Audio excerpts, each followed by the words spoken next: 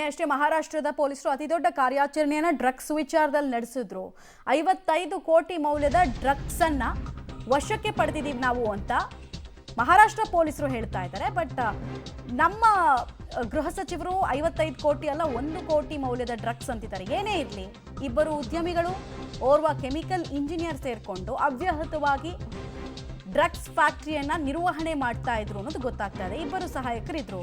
2 ಕಡೆ factory open ಆಗಿತ್ತು, 1 ಕಡೆ ಲ್ಯಾಬ್ ಇತ್ತು ಇವ್ರದ್ದು.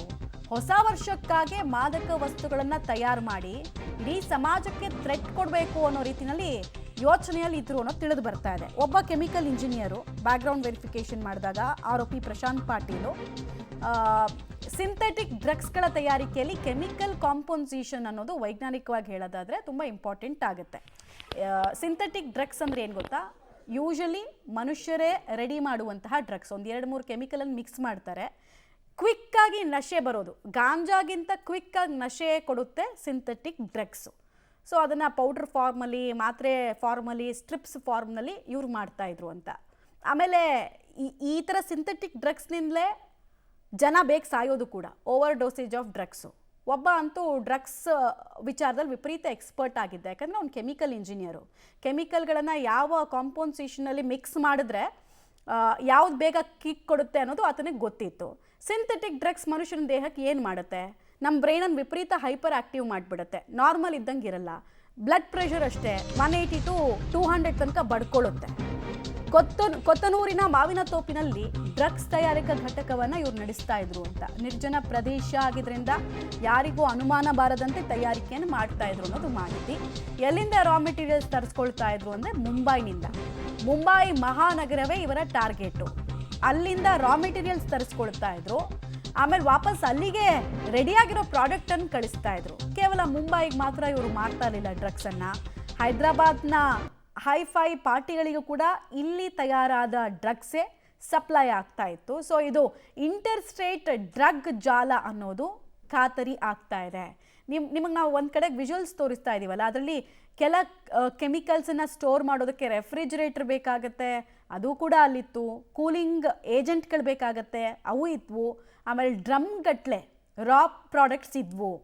ಏಕಾಏಕಿ ನೀವೀಗ ನೋಡ್ತಾ ಇದ್ರಲ್ಲ, ಇಷ್ಟು ಡ್ರಮ್ಗಳಲ್ಲಿ ಒಂದೊಂದು ಕೆಮಿಕಲ್ಗಳನ್ನು ಕೂಡ ಸ್ಟೋರ್ ಮಾಡೋ ಕೆಲಸವನ್ನು ಮಾಡಿದರು. ಏಕಾಏಕಿ ಡ್ರಗ್ಸನ್ನು ರೆಡಿ ಮಾಡೋದಕ್ಕಾಗಲ್ಲ, it will take time. So ಬೇಕಾದಷ್ಟು ದಾಸ್ತಾನನ್ನು ರೆಡಿ ಇಟ್ಕೊಂಡಿದ್ರು ಅಂತ ಡೀಟೇಲ್ಸ್ ಕೊಡ್ತಾರೆ ನರಸಿಂಹಮೂರ್ತಿ. ಇಂಟರ್ ಸ್ಟೇಟ್ ಡ್ರಗ್ ಜಾಲನ ಇದು, ಅಥವಾ ಇಂಟರ್ನ್ಯಾಷನಲ್ ಲೆವೆಲ್ನಲ್ಲೂ ಕೂಡ ಈ ನೆಟ್ವರ್ಕ್ ಕೆಲಸ ಮಾಡ್ತಿದೆ ಅನ್ನೋ ಅನುಮಾನನ?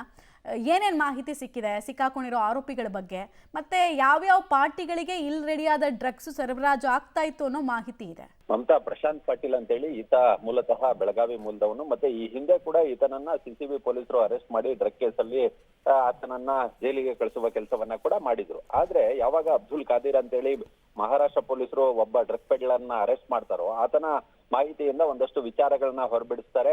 ಒಂದು, ಬೆಂಗಳೂರಿನ ಹೊರವಲಯಗಳಲ್ಲಿ ಸುಮಾರು 3 ಕಡೆ ಡ್ರಗ್ ಫ್ಯಾಕ್ಟರಿಗಳಿದಾವೆ. ಆ ಫ್ಯಾಕ್ಟರಿಗಳಲ್ಲಿ ಇವುಗಳನ್ನ ತಯಾರು ಮಾಡಲಾಗ್ತಿದೆ ಅನ್ನೋ ಮಾಹಿತಿಯನ್ನ ಕೊಡ್ತಾನೆ. ಅದರ ಆಧಾರದ ಮೇಲೆ ಬೆಂಗಳೂರಿನ ಅವಲಲ್ಲಿ ಇರ್ಬೋದು, ಕೊತ್ನೂರು ಇರ್ಬೋದು, ಮತ್ತೆ ಬಾಗ್ಲೂರು ಪೊಲೀಸ್ ಠಾಣಾ ವ್ಯಾಪ್ತಿಗಳಲ್ಲಿ ರೇಡ್ ಮಾಡಿ ಮಹಾರಾಷ್ಟ್ರ ಪೊಲೀಸರು ಆ ಫ್ಯಾಕ್ಟರಿಗಳನ್ನ ಸೀಸ್ ಮಾಡುವ ಕೆಲಸವನ್ನ ಮಾಡಿದ್ದಾರೆ. ಯಾರು ನಡೆಸ್ತಿದ್ರು ಇದೆಲ್ಲವನ್ನ ಅಂತೇಳಿ ನೋಡಿದಂತಹ ಸಂದರ್ಭದಲ್ಲಿ ಯೋಗಿರಾಜ್ ಅಂತೇಳಿ ಈತ ಈ ರಾಜಸ್ಥಾನದವನು. ಆತ ಈ ಬಾಗ್ಲೂರು ಪೊಲೀಸ್ ಠಾಣಾ ವ್ಯಾಪ್ತಿಯ ಒಂದು ಮಾವಿನ ತೋಟವನ್ನ ತೆಗೆದುಕೊಂಡಿದ್ದ. ಅದು ಒಂದ್ ರೀತಿ ಮಾವಿನ ತೋಟ ನಿರ್ಜನವಾಗಿತ್ತು, ಯಾರು ಹೋಗ್ತಿರ್ಲಿಲ್ಲ. ಅಲ್ಲಿ ಈ ಫ್ಯಾಕ್ಟರಿಯನ್ನ ಮಾಡ್ಕೊಂಡಿದ್ರು ಅನ್ನೋದು ಗೊತ್ತಾಗ್ತಿದೆ.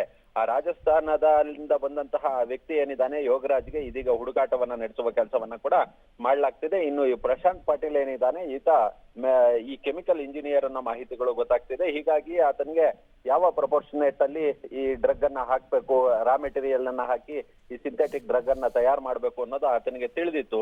ಅದಾದ ಬಳಿಕ ಇವರು ಒಂದು ಲ್ಯಾಬ್ ಅನ್ನ ಸಹ ಮಾಡ್ಕೊಂಡಿದ್ರು. ಇಲ್ಲಿ ತಯಾರು ಮಾಡಿದಂತಹ ಆ ಒಂದು ಸಿಂಥೆಟಿಕ್ ಡ್ರಗ್ ಅನ್ನ ಲ್ಯಾಬ್ಗೆ ಕಳಿಸಿ ಅಲ್ಲಿ ಟೆಸ್ಟ್ ಅನ್ನ ಮಾಡಿಸಿ ಯಾವ ಪ್ರಮಾಣದಲ್ಲಿ ಹಂಚಿಕೆ ಮಾಡ್ಬೇಕು ಅನ್ನೋ ಮಟ್ಟಿಗೆ, ಮತ್ತೆ ಇದು ಕರೆಕ್ಟ್ ಇದೆಯಾ ಇಲ್ವಾ ಅಂತೇಳಿ ಲ್ಯಾಬ್ ನಲ್ಲಿ ಪರಿಶೀಲನೆಗೆ ಒಳಪಡಿಸಿ ಆ ಬಳಿಕ ಮಾರುಕಟ್ಟೆಗೆ ಬಿಡ್ತಿದ್ರು ಅನ್ನೋದು ಗೊತ್ತಾಗ್ತಿದೆ. ಇವರ ಮೂಲ ಮಾರುಕಟ್ಟೆ ಏನಿತ್ತು, ಇವರ ಮೇನ್ ಏನಿತ್ತು ಅಂತ ಹೇಳಿದ್ರೆ ಹೊಸ ವರ್ಷಕ್ಕಾಗಿ ಮುಂಬೈ ನಗರಕ್ಕೆ ಕಳಿಸ್ಬೇಕು ಅನ್ನೋದು ಇವರ ಇಂಟೆನ್ಷನ್ ಇತ್ತು ಅಂತೇಳಿ. ಅದ್ರ ಜೊತೆಗೆ ಹೈದರಾಬಾದ್, ಚೆನ್ನೈ ಮತ್ತೆ ಬೆಂಗಳೂರಲ್ಲೂ ಕೂಡ ಸರಬರಾಜನ್ನ ಮಾಡೋದಕ್ಕೆ ಪ್ಲಾನ್ ಅನ್ನ ಮಾಡ್ಕೊಂಡಿದ್ರು ಅನ್ನೋದು ಪೊಲೀಸರ ತನಿಖೆಯಲ್ಲಿ ಗೊತ್ತಾಗಿದೆ. ಹೀಗಾಗಿಯೇ ಇದೀಗ ಇವರನ್ನ 4 ಇದೀಗ ಅರೆಸ್ಟ್ ಮಾಡಿ ವಿಚಾರಣೆಗೆ ಒಳಪಡಿಸುವ ಕೆಲಸವನ್ನ ಮಾಡ್ತಿದ್ದಾರೆ. ಜೊತೆಗೆ ಬೆಂಗಳೂರು ಪೊಲೀಸರು ಕೂಡ ಇನ್ವೆಸ್ಟಿಗೇಷನ್ ಅನ್ನ ನಡೆಸ್ತಿದ್ದಾರೆ. ರೈಟ್.